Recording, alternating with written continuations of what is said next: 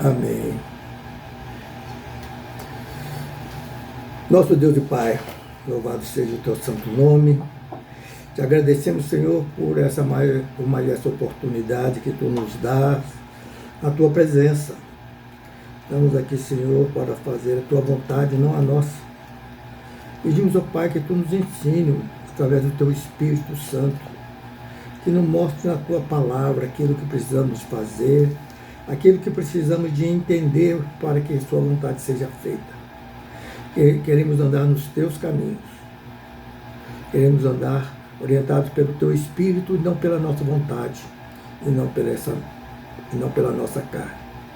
Peço, Senhor, agora eu peço ao Espírito de Deus que abra o nosso entendimento, a nossa disponibilidade para entender a tua palavra e a prática que devemos fazer dessa palavra. Senhor, coloque em minha boca aquilo que tu queres, porque tu sabes, Senhor, que nem eu mesmo sei o que eu vou dizer. Mas eu tenho certeza, Senhor, que tu mandará a mensagem necessária para os nossos corações nessa noite. Que Deus nos abençoe. Amém. Vamos ler o livro de Jó, capítulo 1. E vamos ler uma parte do capítulo 1 e depois vamos no capítulo 2. Eu vou ler um pouco mais rápido, só para a gente repassar e entender. Quem não conhece a história de Jó possa entender todo esse contexto. Havia um homem na terra de Uz, cujo nome era Jó, homem íntegro e reto, temente a Deus, que se desviava do mal. Nasceram-lhe 7 filhos e 3 filhas. Possuía 7.000 ovelhas, 3.000 camelos, 500 juntas de boi e 500 jumentas. Era também muito numeroso o pessoal a seu serviço, de maneira que este homem era o maior de todos os do Oriente. Seus filhos iam às casas uns dos outros, faziam banquetes, cada um por sua vez, e mandavam convidar as suas 3 irmãs a comerem e beberem com eles. Decorrido o turno de dias de seus banquetes, chamava Jó a seus filhos e os santificava. Levantava-se de madrugada e oferecia holocaustos, segundo o número de todos eles, pois dizia: talvez tenham pecado os meus filhos e blasfemado contra Deus em seu coração. Assim o fazia Jó continuamente. Um dia em que os filhos de Deus vieram apresentar-se perante o Senhor, veio também Satanás entre eles. Então perguntou o Senhor a Satanás: de onde vens? Satanás respondeu ao Senhor e disse: de rodear a terra e passear por ela. Perguntou ainda o Senhor a Satanás: observaste o meu servo Jó? Porque ninguém há na terra semelhante a ele, homem íntegro e reto, temente a Deus e que se desvia do mal. Então respondeu Satanás ao Senhor: porventura Jó debalde teme a Deus? Acaso não o cercaste com sebe a ele, a sua casa e a tudo quanto tem?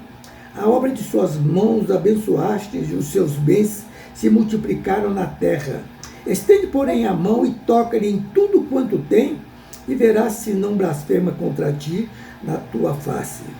Disse o Senhor a Satanás: eis que tudo quanto ele tem está em teu poder. Somente contra ele não estendas a mão. E Satanás saiu da presença do Senhor. Sucedeu um dia em que seus filhos e suas filhas comiam, bebiam vinho na casa do irmão primogênito, que veio o mensageiro de Jó, ele disse: os bois lavraram, os jumentas passeam junto a eles. De repente deram sobre eles os sabeus e os levaram, e mataram aos servos ao fio da espada. Só eu escapei para trazer-te a nova. Falava este ainda quando veio o outro e disse: fogo de Deus caiu do céu e queimou as ovelhas e os servos e os consumiu. Só eu escapei para trazer-te a nova. Falava este ainda quando veio outro e disse: dividiram-se os caldeus em 3 bandos, deram sobre os camelos e os levaram e mataram os servos ao fio da espada. Só eu escapei para trazer-te a nova.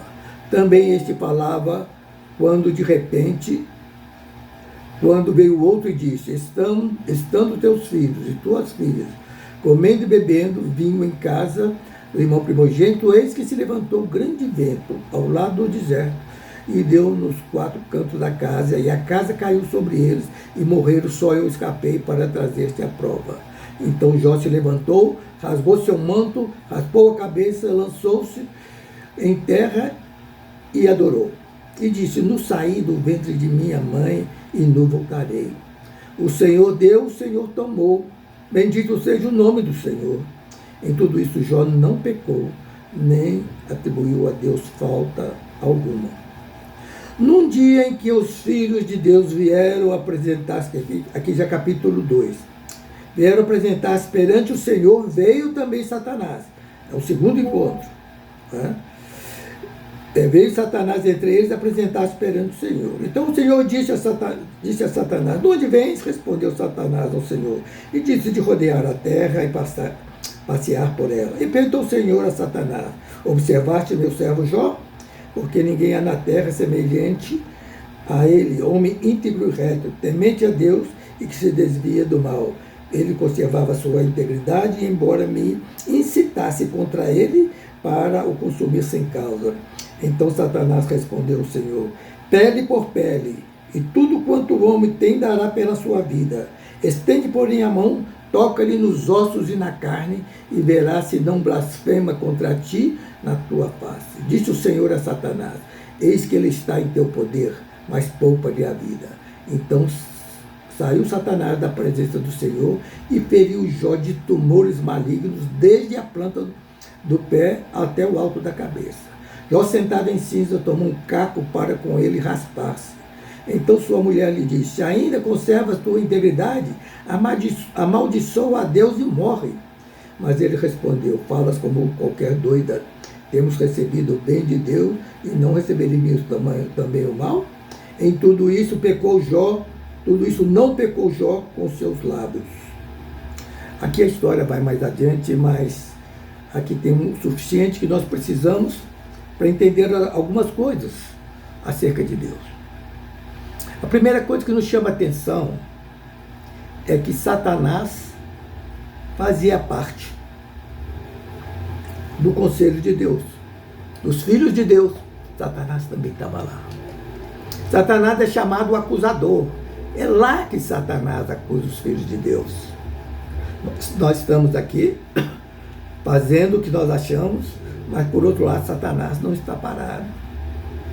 Ele está procurando aqueles que se destacam, aqueles que têm a vontade, quer fazer a vontade de Deus, quer andar no Espírito e fugir da carne, para poder perseguir. E Deus não poupa seu filho. Se quer testar, vão testar. Deus conhecia o coração de Jó.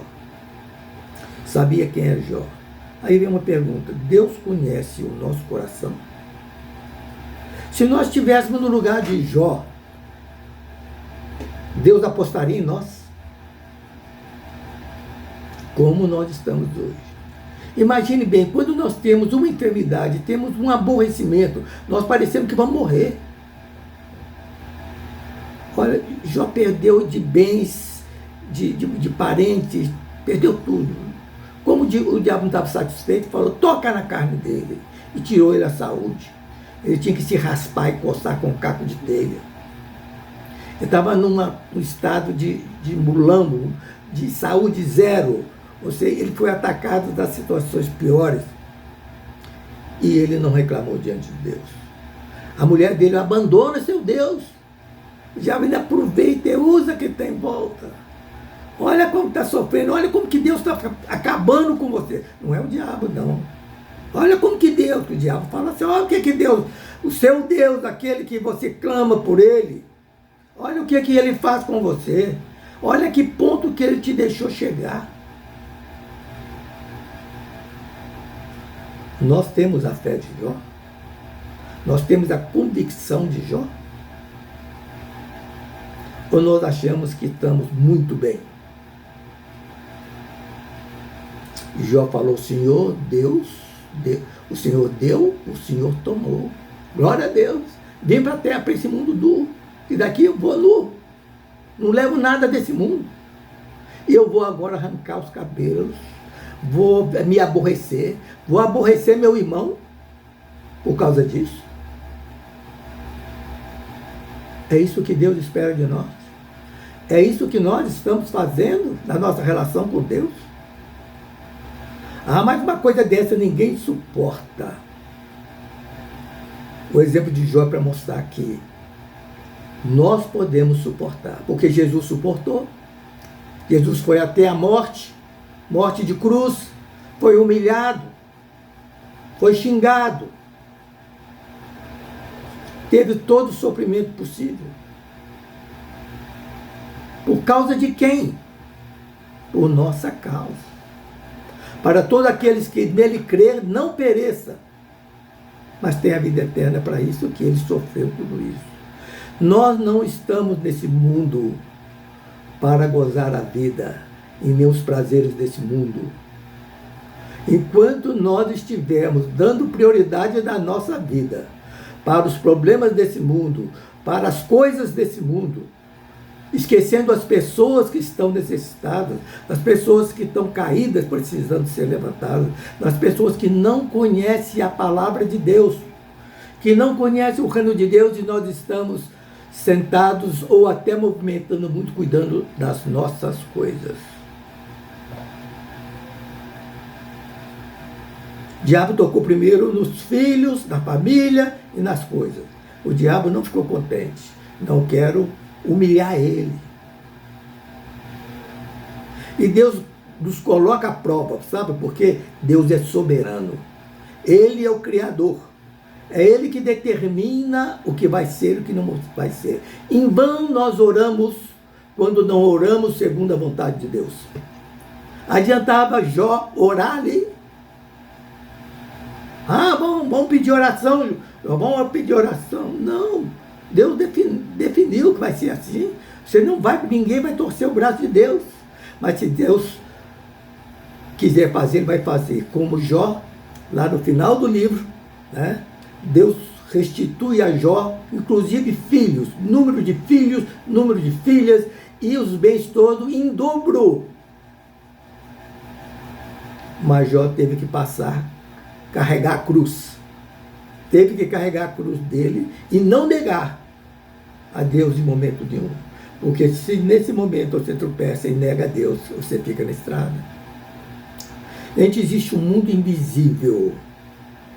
Está escrito aqui, ó, mundo invisível. Num dia em que os filhos de Deus vieram apresentar-se perante o Senhor, veio também Satanás entre eles. Está no versículo 6. E depois no 13, versículo 13, sucedeu um dia em que os filhos e suas filhas, não é que não. Num dia em que seus filhos de Deus vieram apresentar-se perante o Senhor, e veio também Satanás. Houve um primeiro encontro, relatado no capítulo 1, e depois no outro, no capítulo 2, quando ele pede para ferir o corpo, a carne. Ou seja, há uma frequência em que a congregação de Deus reúne, onde os filhos de Deus e Satanás não é filho de Deus, né? Sucedeu um dia em que seus filhos, suas filhas, num dia em que os filhos de Deus vieram apresentar-se perante o Senhor, veio também Satanás. Satanás não é filho de Deus. Ah, mas o que Satanás está fazendo lá? Existe um mundo invisível. Que a gente pensa, lá em cima, olhando para cima. Não, ele está aqui no nosso meio. Aqui, perto de você, tem um mundo invisível. Não é porque ele é invisível que ele não existe. Não é? Satanás pode estar do seu lado, às vezes ele nem passa perto, porque Deus constituiu uma sebe, uma cerca protetora. Uma coisa que Satanás reclama de Jó, que Deus criou uma sebe protetora que ninguém conseguia passar lá. Só quando Deus permitiu que ele conseguiu ultrapassar. Porque Deus faz uma proteção sobre nós. Mas quando quer, ele tira. Ele quer nos testar e ver se nós estamos aptos a ter a vida eterna. O povo, quando saiu do Egito e foi para Canaã, eles poderiam, em 2 meses, chegar no lugar deles. Eles gastaram 40 anos para chegar no mesmo destino. E daqueles que saíram, a geração que saiu lá do Egito, somente 2 entraram em Canaã. E Moisés foi um dos que ficaram, que não entrou. O dia que ele bateu com a vara, que Deus mandou só tocar na rocha para virar água, Deus definiu que ele não entraria. Mas ele fez tanta coisa. Ele falava direto com Deus. Com Deus não se brinca. Não importa a importância que você acha que tem para Deus, não. Ele é soberano. Não adianta reclamar. Olha o que Deus está fazendo, não reclama não, que é pior. Nós não somos desse mundo. Nós não somos desse mundo. Aquele que tem a convicção plena e a certeza da sua salvação, ele deve não esperar ansioso, não ficar ou desesperado com a vida e com a situação. Eu estou com câncer, eu estou doente, eu estou com minha situação financeira. Gente, isso não é nada. Nós não somos desse mundo, tudo isso vai ficar aqui. O ouro, o dinheiro, os bens vão ficar aqui. Nós temos que olhar para onde nós vamos. A melhor coisa para quem é salvo é encontrar com Jesus o mais rápido possível. Aconteceu comigo quando eu fui fazer minha cirurgia do coração. Tive que abrir e colocar 3 pontos de satê numa mamária. E foi um grupo da igreja lá me fazer uma visita. E perguntaram como que eu estava. Eu falei, eu estou ótimo. Mas ótimo por quê? Como assim? Eu falei, imagina a oportunidade que eu tenho, talvez daqui a pouco tempo, pouquíssimo tempo, estar na glória, estar com Jesus. Não, mas você é muito egoísta. Você está esquecendo aqui da família, dos amigos, dos parentes. Eu não sou desse mundo. Aquele que amar pai, mãe, mais do que a Deus, não é digno do reino. Mas agora não, eu vou lutar para ficar aqui, quero viver cada vez mais sofrendo nesse mundo, coçando com caco de telha. Onde é melhor? É estar na Assembleia dos Filhos de Deus? Ou estar nessa terra aqui sofrendo? Aí que nós entendemos qual realmente é a nossa convicção, e a convicção que nós temos da nossa salvação. Que esse mundo que estamos aqui não é Canaã. Aqui não é a terra de Deus. Aqui é Babilônia.